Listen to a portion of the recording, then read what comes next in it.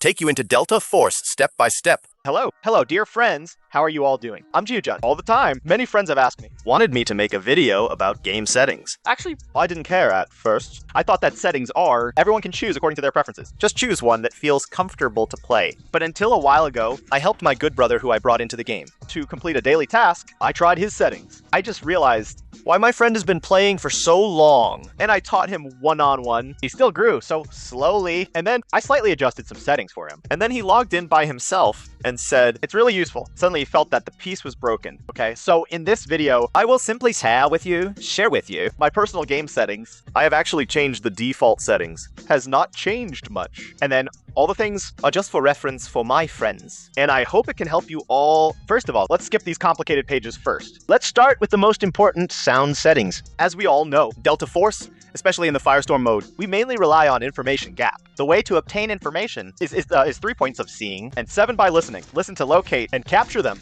using the information gap to formulate tactics. For example, in this round, from a distance, I heard the sound of a team clearing the bots. I predicted that they would come to the admin. While they were coming, I slightly slowed down my pace. Then, based on the sound of their running, I prepared my gun line. Isn't this way very easy to handle?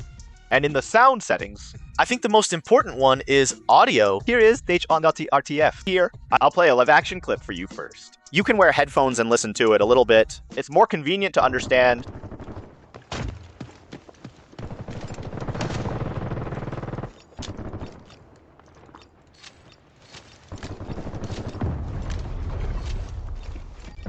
Go this way.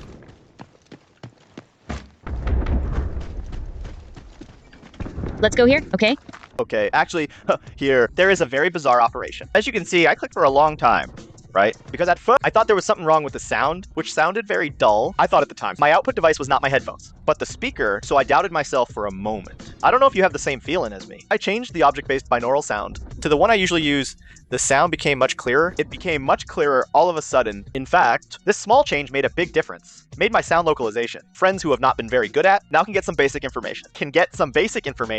Next, for the remaining sounds and volume, and so on, I personally think they are acceptable. That is to say, according to your own preference. Just make a slight adjustment, then there is nothing particularly to emphasize. At most, we can lower the volume of the music a little bit, so that we can avoid, in the hall, because of the music sound, affect our voice communication with teammates. But remember, don't turn it down to low. I once turned the music volume to 0, and I couldn't hear anything in the building until I met Side. I just realized that, hey, something is wrong, so what about the sound settings? Are more or less these? Our basic principle is not to affect your ability to obtain information and communicate with teammates by voice. Okay, so now let's go back to the settings page and start from the beginning. Here, I'll reset all settings to their original state and start adjusting with everyone. First, for the first item here, there is generally no need to change it. If you need it, you can turn off reload and turn on aiming. Avoid getting stuck when close combat, causing hand stuck due to reloading. But this thing is quite convenient when sniping, especially in the battle mode. It's quite convenient. Personally, I just ignore it. In fact, in the content I will talk about next,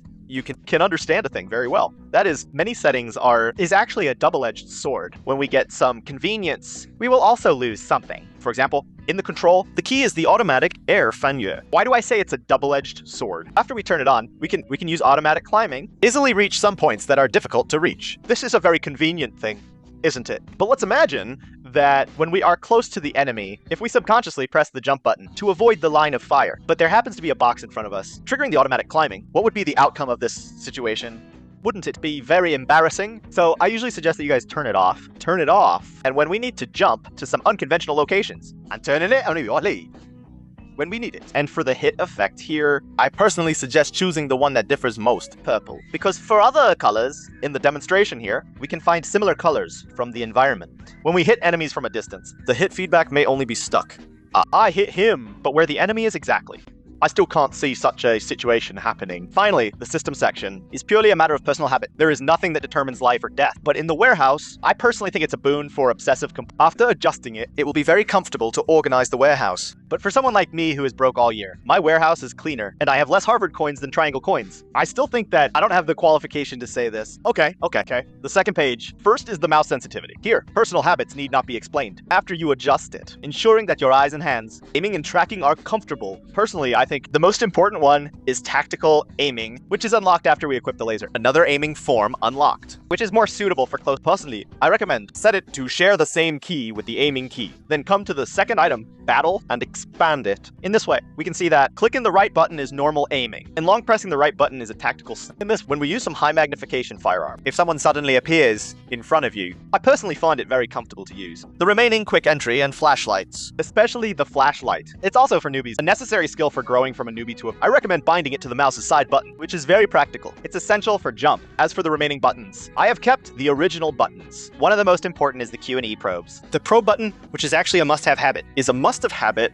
to develop. If in actual combat, if you find the Q and E probes very uncomfortable, then we can change it to the mouse side button. But you must use it. And many friends have recommended some things to me. Such as, for example, the most classic, Putting the breath hold on the same key as the probe. one click to turn on probe, and hold breath, which will make you very accurate. This has to be said is really a good idea. As for the rest of the things, you can adjust it according to your preferences, and make adjustments. In fact, the ultimate goal of changing the key positions is to avoid conflicts between our fingers. Our fingers won't get in the way of each other, so that we don't spend a long time changing. But when we encounter unexpected situations and press buttons for a long time, but our hands are twisted into twists, and here let's simulate a situation first. Guys, you can follow the ideas I will say next. An operation. And then according to the following screen flow, you can imagine that if it's your button, how would your hand press the buttons? Will your hands twist into twists? The situation we simulate is, If we have an enemy in each of our left and right hands, and there is a wall in the middle, and the right enemy is temporarily unseen. We run directly, right head peek, jump pull, to kill the left enemy. Then the enemy on the right comes up, and flashbang at the same time of jump pull. flashlight and tactical raising gun to take down the right enemy. But in fact, we can find that in just a few seconds. I have pressed countless buttons in just a few seconds. Finally, I didn't manage to use the BIFO shooting technique, and my mouth speed couldn't keep up with the operation. So you can put the picture just now into your mind. Imagine yourself in their shoes to see if it's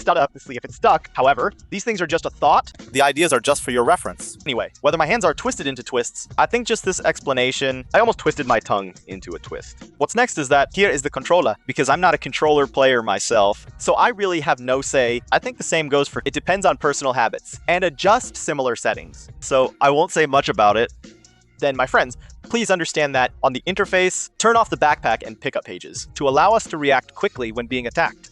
I have it turned on myself. But as I said, it's a double-edged sword. It's a double-edged sword. You can't have your cake and eat it. Let's imagine that there is a safe. We are stealing food, but it turns out to be a 3x3. When it was about to turn out, we were attacked and the page was closed. Finally, we didn't win the game. Did we lose another tank? Then the sprint automatically turns off. Personally, I recommend turning it off because it can be convenient for us to run while and throw items from the bag to the ground. For example, when the game time is not enough, to reduce the burden, and when changing positions, to give some medicine to teammates. And throw some medicines. This is a very crucial thing. Don't turn it on, just leave it as default. Just keep it as default. And for the video settings, many friends asked me during live streaming. Personally, I just choose the highest because I belong to the type. Enjoy the game process. And when I live stream recording materials, I also want to give to bring a good visual experience, but in fact, quality graphics may be more suitable. Let's talk about the most classic example. If we lower, after lowering the quality, we can see that the waterfall of the dam will disappear, not only visually, but also in terms of the noisy sound of water will also disappear. So in the end, is it for the stats or a better visual experience? It's up to you to decide whether to choose it or not. Anyway, for me personally, high quality graphics doesn't matter much. In the end, there is an element that affects actual combat called FOV. We can simply understand it as the higher you adjust it, the wider our view is. For example, the Red Wolf character, FOV will automatically increase when he uses his skill. The default is 90, which may be not enough. We can't see enemies in some corners. But after the enemy adjusts, he can see us, which is very awkward. Personally, I set it to 100, which can ensure my view is wide enough, but also ensure, and I can focus on my own target. Okay, so this simple settings sharing will end here. It's my first time trying to speak off the cuff. I made a video, to be honest, this setting guide is not within my update scope. It's really subjective. It's just for your reference. I hope it can help you all. Recently, I'm busy with some things in reality. I haven't touched Delta Guide much. It may be delayed for a while, but I will definitely continue to update. I won't abandon it in the future. I hope to be in a better state to meet with you all and share some of my game experience with you. Then I'm very grateful for watching and supporting me. See you in the next video.